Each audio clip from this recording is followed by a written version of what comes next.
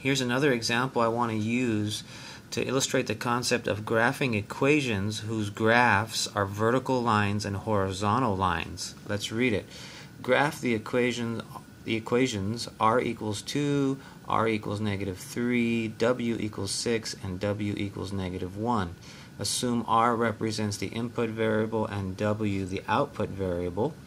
Label each line appropriately.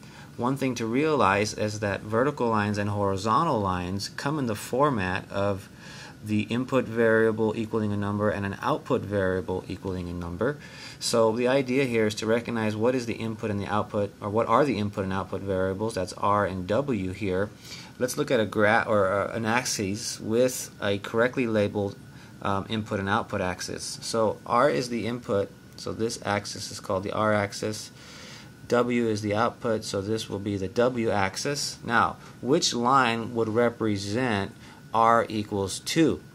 Well, r equals 2 is right here, and so the question is which line would represent r always equaling 2, and it's going to be this line right here, this green line, this vertical line through the value or through the point or through the value r equals 2. So here, every point on this line here has an r value of 2, so this would represent that equation r equals 2. Let's do r equals -3. Which line would represent r always has a value of -3? Well, it would be this line right here, this vertical line through this point right here. So every point on this line has an r value of -3, so that represents that equation, r equals -3. Alright, let's do the w equations here.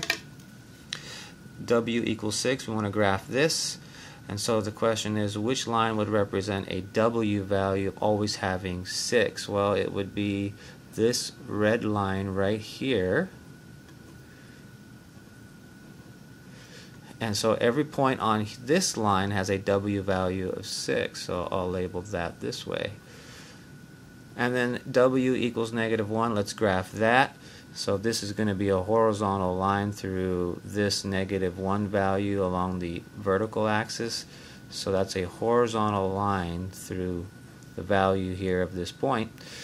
So this line is the equation or the graph of this equation right here, w equals -1.